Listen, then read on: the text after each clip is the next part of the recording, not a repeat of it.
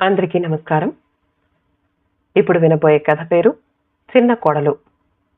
పల్లవి, ఇంకా కాఫీ కాలేదా అంటూ హాల్లో నుంచి అరుంధతి పెట్టిన కేకలకు ఇదిగో తెస్తున్నానతయ్యా అంటూ 2 కాఫీ గ్లాసులు తెచ్చి అక్కడే పేపర్ చదువుతున్న పరంధామయ్యకు ఒక గ్లాస్ ఇచ్చి అత్తగారికి 2వ గ్లాస్ ఇచ్చింది పల్లవి. ఈరోజు ఎంత ఆలస్యమైందే అడిగింది అరుంధతి. ఈరోజు ఆదెమ్మ రానని ఫోన్ చేసిందత్తయ్యా. వాళ్ళ అమ్మాయికి రాత్రి నుంచి జ్వరమట. ఇంకా 2 రోజులు రాకపోవచ్చు. ఇంటి ముందు ఊడ్చి ముగ్గు పెట్టి వచ్చి కాఫీ చేసేసరికి ఆలస్యమైంది సంజాయిషిగా చెప్పింది పల్లవి.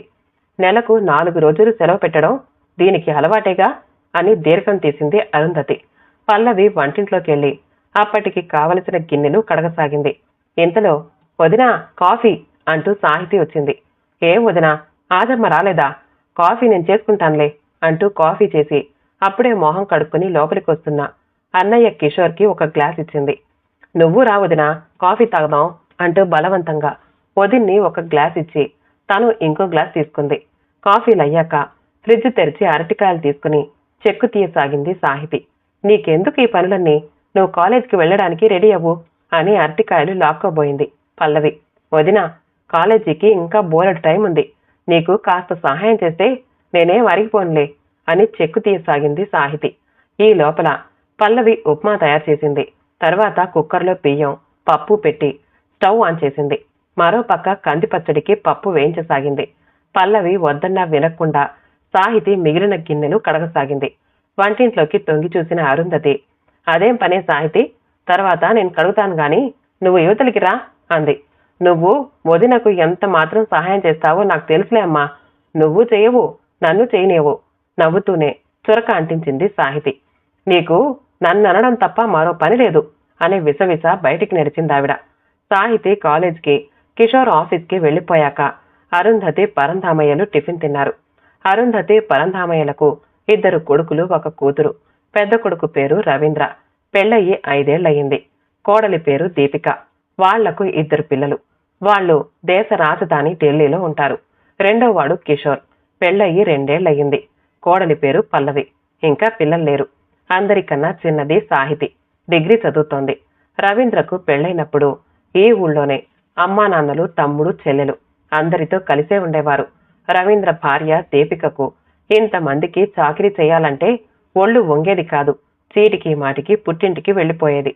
ఇక్కడున్నప్పుడు పని తప్పించుకోవడానికి ఇరుగు పొరుగు ఇళ్లకు వెళ్లి కూర్చునేది, లేదా ఏ గుడికో వెళ్ళిపోయేది. ఇంట్లో పనంతా అరుంధతి నెత్తిన పడేది. పనంతా అయ్యాక వచ్చి, అయ్యో నేను చేసేదాన్నిగా అత్తయ్య, ఏమిటో పక్కింటి భాగ్యం ఏవో మాట్లాడుతూ ఉంటే టైం తెలియలేదు అను. నేను బయలుదేరే టైంకే గుడిలో పూజ చేయడం మొదలుపెట్టారు. పూజంతా అయ్యాక గాని రాలేకపోయాను అంటూ తెగ నొచ్చుకునేది. కోడలొచ్చినా తనకి చాకిరీ తప్పలేదని అరుంధతి చిటపటలాడేది. ఈ గొడవ భరించలేక రవీంద్ర ఢిల్లీలోని తన ఆఫీస్కి ట్రాన్స్ఫర్ చేయించుకున్నాడు. కిషోర్ పెళ్ళయ్యాక మాత్రమే అరుంధతికి విశ్రాంతి దొరికింది. ఇప్పుడు చిన్న కోడలికి ఇంటి పనుల్లో వీసమెత్తు సహాయం కూడా చేయదు అరుంధతి. అమ్మకు పెద్ద వదిన అయితేనే గురువు అంటూ వేళాకోడం ఆడేది సాహితి. ఆ రోజు పొద్దున్నే పెద్ద కొడుకు, కోడలు ఢిల్లీ నుంచి దిగారు.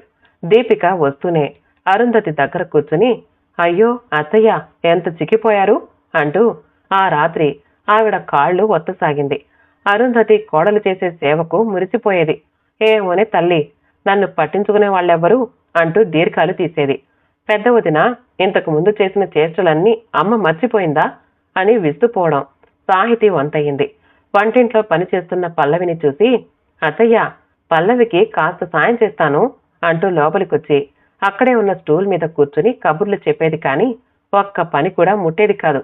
వంటంతా అయిపోయాక అందరికీ తెలిసేలా అన్ని గిన్నెలు తెచ్చి టేబుల్ మీద పెట్టేది. అంతా పని తనే చేసినట్టు. అబ్బా, చెమట తుడుచుకునేది. ఎందుకే అన్ని పనులు నువ్వే చేయడం, రా ఇలా కూర్చొని భోంచేయి అంటూ సానుభూతిగా తన పక్కనే కూర్చోబెట్టుకునేది అరుంధతి. ఇదిగో పల్లవి, ఈవేళ ఇడ్లీ వడా చేసి సాంబారు, కొబ్బరి పచ్చడి చేయి. అందరూ ఇష్టంగా తింటారు. రవీంద్రకు పనసపొట్టు కూర ఇష్టం.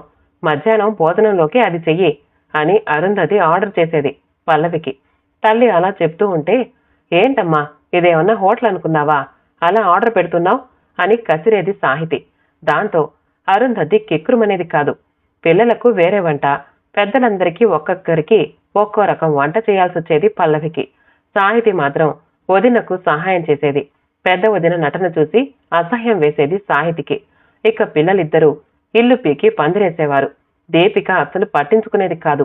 పల్లవి, వీళ్లకు స్నానం చేయించి అన్నం పెట్టేసే అంటూ ఊళ్ళో వాళ్లను పలకరించి రావడానికి వెళ్లిపోయేది.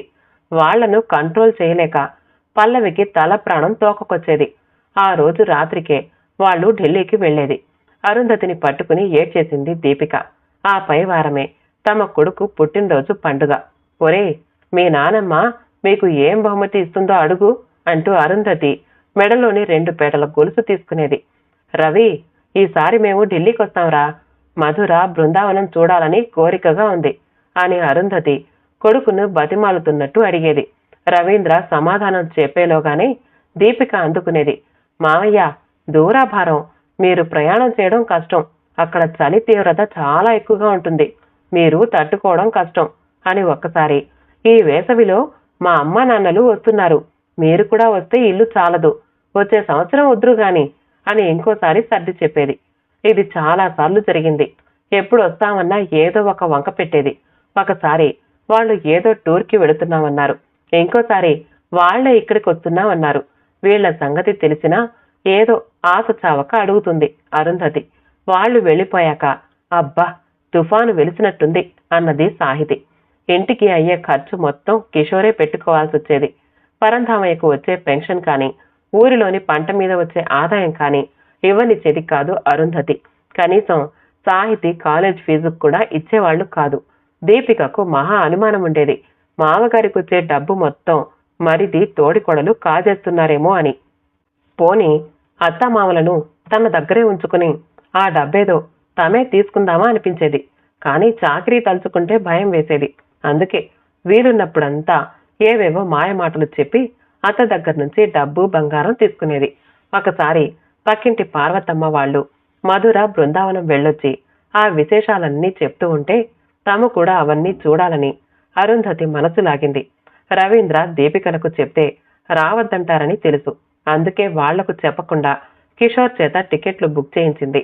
వాళ్ళు రైలు ఎక్కాక రవీంద్రకు ఫోన్ చేసి చెప్పాడు కిషోర్, స్టేషన్కి వచ్చి వాళ్లను రిసీవ్ చేసుకోమని. అనుకోకుండా వచ్చిన అత్తామావల్ని చూసి మోహన్ చీట్లించింది దీపిక. మీరిలా చెప్పా పెట్టకుండా వస్తే ఎలా? మాకిప్పుడు ఆఫీస్లో ఇన్స్పెక్షన్ జరుగుతోంది, ఎక్కడికి తీసుకెళ్లడానికి వీల్లేదు అని రవీంద్ర కూడా అనేటప్పటికీ ఇద్దరూ చిన్నబుచ్చుకున్నారు. ఇక దీపిక రోజు విసుక్కుంటూ ఏదో ఇంత ఉడకేసేది. వంట చేసి టేబుల్ మీద పెట్టి ఏదో పని ఉన్న దానిలా బయటికి షాపింగ్ అంటూ వెళ్ళిపోయేది. మేము నీతో వస్తామన్నారు ఒకరోజు, అలాగే అన్నది. ఒకరోజు వాళ్ళని బయటికి తీసుకెళ్లి రిక్షా కూడా ఎక్కకుండా చాలా దూరం నడిపించింది. ఆ రాత్రంతా కాళ్ల నొప్పులతో బాధపడ్డారు. తర్వాత ఏ రోజు కోడల్ని అడగలేదు. అదే ఊరిలోనే ఉంటున్న అరుంధతి చెల్లెలి కొడుకు వీళ్లని చూడ్డానికి వచ్చాడు. అతనే వీళ్లను తీసుకెళ్లి మధుర బృందావనం చూపించాడు. కొడుకు కోడలి ప్రవర్తనతో అసంతృప్తి చెంది మరో 2 రోజులకే తాము ఊరికొచ్చేశారు. ఇంట్లో అందరినీ చూసి ఏడుపొచ్చేసింది అరుంధతికి.